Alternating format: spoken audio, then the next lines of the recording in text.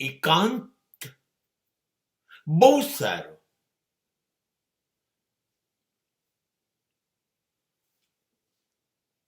જો જીવતા આવડે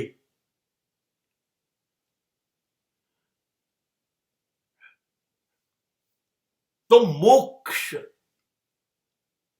આનંદની ચરમ સીમા. પણ એકલાપણું ખતરનાક.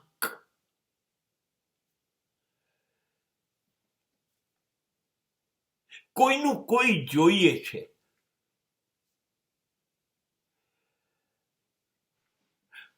પોતાનું કે પારકું. પણ જ્યારે કોઈ નથી હોતું, બધા છોડી દે છે, ત્યારે પરીક્ષા શરૂ થાય છે.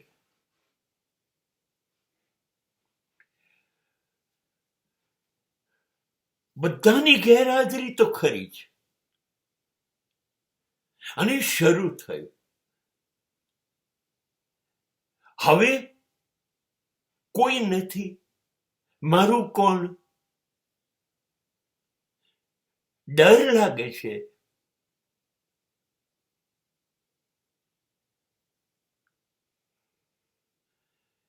કેમ ખબર છે? આપણને બીજા લોકો સાથે રહેતા આવડી ગયું છે,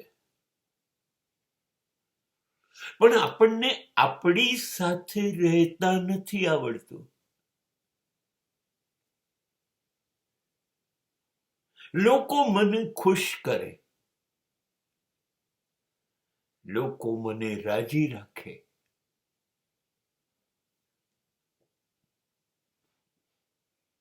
પણ હું મને ખુશ નથી કરી શકતો, હું મને રાજી નથી રાખી શકતો.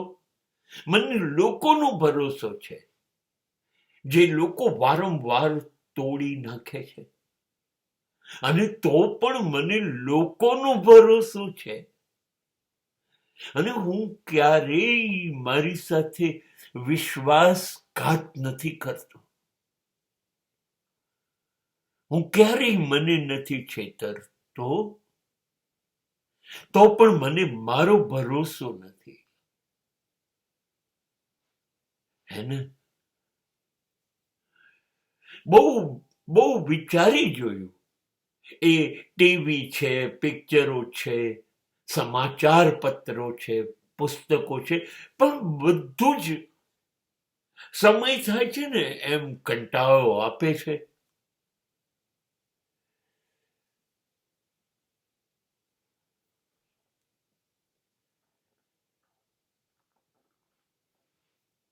ટેવ જ નથી પડી આપણને ઓળખવાની, આપણી સાથે વાત કરવાની, આપણા વિશે વિચારવાની. ગભરાઈ જઈએ, ડરી જઈએ. બસ અહીંથી બરબાદી શરૂ થાય છે.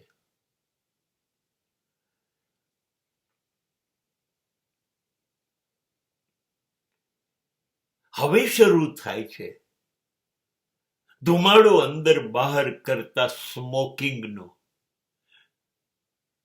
મૂંઝાયેલો માણસ ધુમાડે ચડી જાય છે. સહન તો પણ નથી થતું. પછી જશે દારૂ તરફ, બિયર તરફ. Then he will be alcoholic.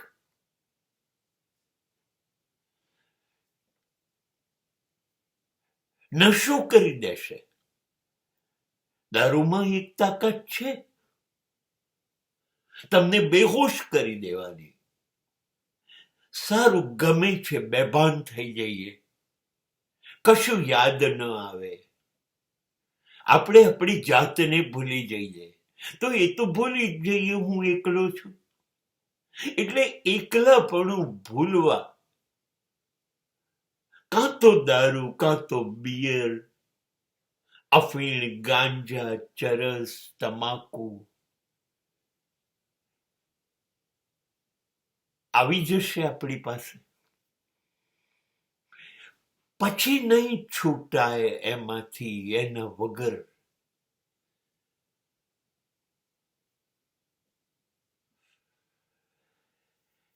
એક પેક વા, પછી એક બોટલ, પછી 2 બોટલ, એ પછી અટકતા નથી, બેહોશ થઈ જાય.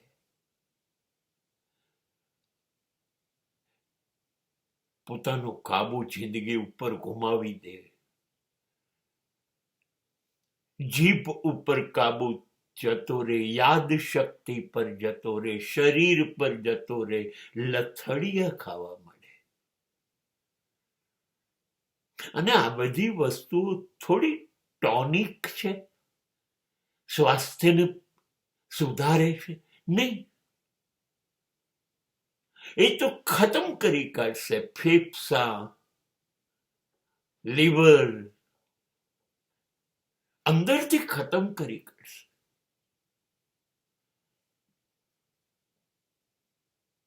અને પછી એના વગર રહી નહીં શકીએ.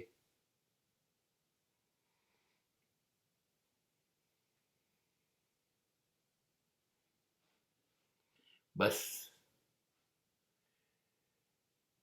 જિંદગીને ઓળખવા જતા ઓળખવા જેવી જ ના રહી જિંદગી.